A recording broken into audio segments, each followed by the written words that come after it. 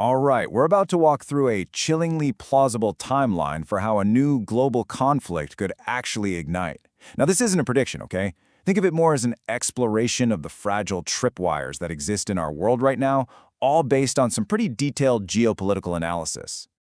It really all boils down to this one central question. How does a fire that starts in one small corner of the world end up setting the entire globe ablaze? Well, we're about to look at one potential answer, step by terrifying step. So let's set the scene. The year is 2032. Russia, after years of rebuilding from its disastrous invasion of Ukraine, is back. It's resurgent, and it's led by a new hardliner, President Dmitry Kazakov. And he does something critical. He forges a secret alliance with China's premier Lua. And that right there is the first domino. Together, they cook up this master plan called Operation Resurgence. And look, this isn't just about grabbing a bit of territory. The ultimate goal here is to completely fracture the NATO alliance, and more importantly, to trap the United States in a strategic nightmare, an unwinnable two-front war. Their strategy is basically a pincer move on a global scale. It's brutally simple. Russia strikes first, invading the Baltic states to force a massive NATO response in Europe. That's the distraction. And once the US and its allies are completely bogged down there, China makes its move on Taiwan. The whole plan is set in motion on a dark, moonless night. The attack is designed for maximum speed and shock, the idea being to just completely overwhelm NATO defenses before they even have a chance to react. It's a modern-day blitzkrieg. August 3, 2032. It begins. At 2 in the morning, Russian special forces seize a key airbase.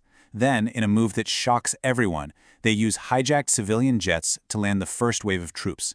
And by 3 a.m., an absolute storm of missiles, drones, and artillery is raining down all across Estonia, Latvia, and Lithuania. Just like that, World War III has begun.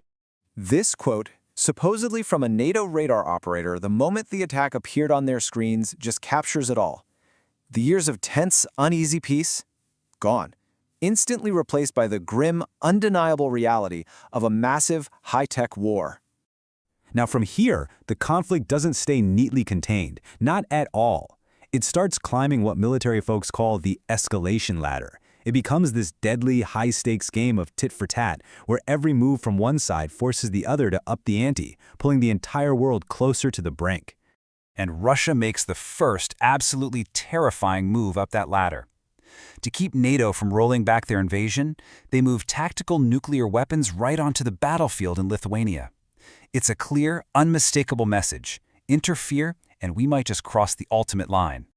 This puts NATO in an agonizing position. They simply can't allow nuclear blackmail. So, after what must have been an incredible debate, they make a fateful decision. For the first time ever, the alliance directly attacks Russian soil, hitting those missile launchers in the heavily defended territory of Kaliningrad. A line has been crossed that can never be uncrossed. Russia's retaliation is swift, and it is devastating. President Kazakov is enraged by the attack on his territory. He unleashes hypersonic missiles, but not at military targets. He hits the North Sea oil and gas platforms, the economic heart of Western Europe, killing hundreds of civilian workers. The war is no longer just in the Baltics. So NATO hits back with Operation Amazon. This is a massive air campaign designed to do one thing: cripple Russia's ability to supply its invasion force. They start hitting bridges, railways, and supply depots deep inside Russia itself. Every single move is now a major escalation, and there's no clear way to stop it. This is the moment. The moment the conflict transforms from a distant foreign war you see on the news into a direct, terrifying threat for ordinary Americans. Russia decides its next move won't be on the battlefield. It'll be against a soft target designed to create maximum panic. Instead of missiles, Russia uses malware. A super sophisticated cyber attack targets the software that pilots rely on for their takeoff calculations. It is an insidious, invisible weapon aimed directly at civilians, designed to make every American feel like the war is no longer over there. The result is catastrophic. In just 15 minutes, 10 planes crash on takeoff across the southern U.S. 523 people are killed. The FAA grounds all civilian air traffic, completely shutting down the skies over America. The attack achieves its goal: pure terror and chaos.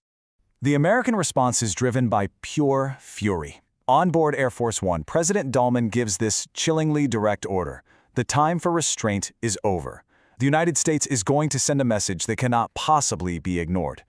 And that message is delivered at 13,000 miles per hour. The U.S. launches a single hypersonic weapon, and they even announced the target beforehand, a GRU military intelligence building in Moscow, knowing full well Russia's defenses can't stop it. The building is vaporized, in broad daylight. Now, while all of this insanity is consuming Europe and the United States, we have to remember the master plan. The war in the West was never the endgame, it was just the setup. And now the final piece of the puzzle is about to fall into place. On the ground in Europe, the news is grim. After brutal fighting, the Lithuanian capital of Vilnius is about to fall.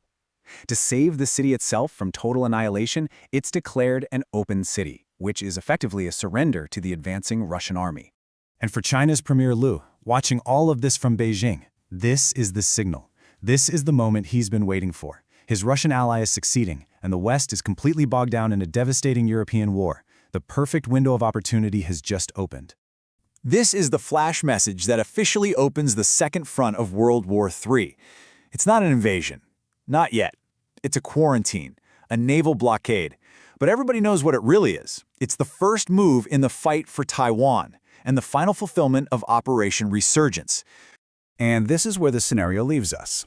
The United States and its allies are now locked in a global two-front war against two nuclear-armed superpowers, just as the architects of Operation Resurgence planned all along. So the crucial question is no longer how it started. It's how on earth